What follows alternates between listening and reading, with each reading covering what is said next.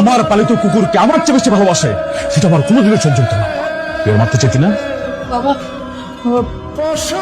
কিছু করুন বাবা। তুমি কি করলা? পিয়াসার গায়ে হাত তুললা আব্বা?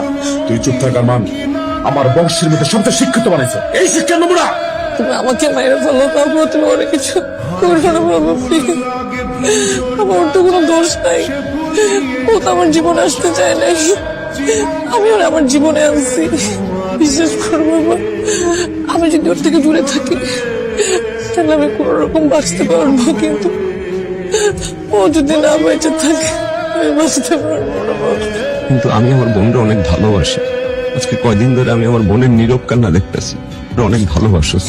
ওই দিন তো করে এই অবস্থায় দেখার পরে ধরে লয়ে যায় তোর পিস্তল ঢাকাইছিলাম আব্বাসা।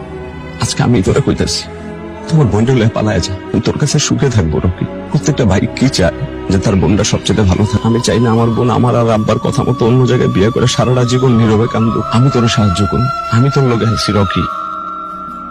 সারাটা জীবন আমি আব্বার আঙ্গুলের ইশারায় চলছি।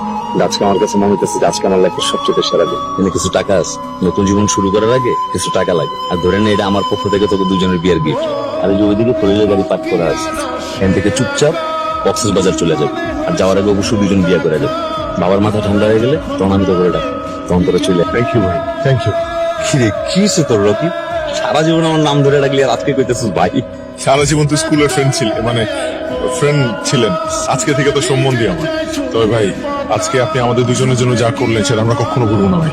আরে এটা কিছু না পাগলা, তোর আমার ফ্যামিলি না, তুই শুধু আমার বোনটারে দেখে রাখ। চিন্তা করেন না ভাই, ও আজকে থেকে আমার দায়িত্ব। এতদিন ওরে আপনারা যতটা ভালোবাসছেন, একদিন তো কম আমি ওরে ভালোবাসবো না। আমার দোয়া সবসময় তোকে লোকে আছে। আসি। আব্বা তুমি এখানে কোনো দোষ নাই। আর তোমার মায়ের রকিরে ভালোবাসে আব্বা। তুমি যদি তোমার মায়ের শাস্তি দিতে চাও আব্বা, তোমার যা শাস্তি দিতে মন চায় তুমি আমারও দাও আব্বা। ওর কোনো দোষ নেই আব্বা, ওগুলো যাইতে দাও তুমি। বাবা বাবা প্লিজ এবার তোমার জেদটা ছাড়ো। দেখো ভাইয়েরও তো অনেক জেদ, ভাই যদি তার সব জেদ ভুলে আমাদের হেল্প করতে পারে, তুমি কেন পারবা না বাবা? আমরা তোমার মেয়ে, প্লিজ বাবা। যাইতে দেন, আপনার পায়ে পড়ি, আমাদের যাইতে দেন। আমরা দুজন দুজনের অনেক ভালোবাসি। আব্বা আমি হাত জোর করে পেতেছি আব্বা, তুমি আমার লোকের সব বুঝাপড়া করে আব্বা তুমি ওগুলো যাইতে দাও, ওগুলো যাইতে। তুই যখন যেমন আমি বাবা হিসেবে জেদ ধরে রাখি কিভাবে, এটা তো ভাবতে হবে।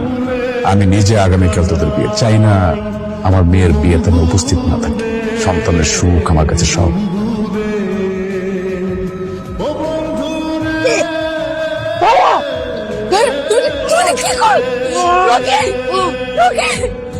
তুই আমার রিপোর্টেশনের 12টা বাজায় ভাবছিলি এই শহর থেকে জিন্দা চলে যাবি?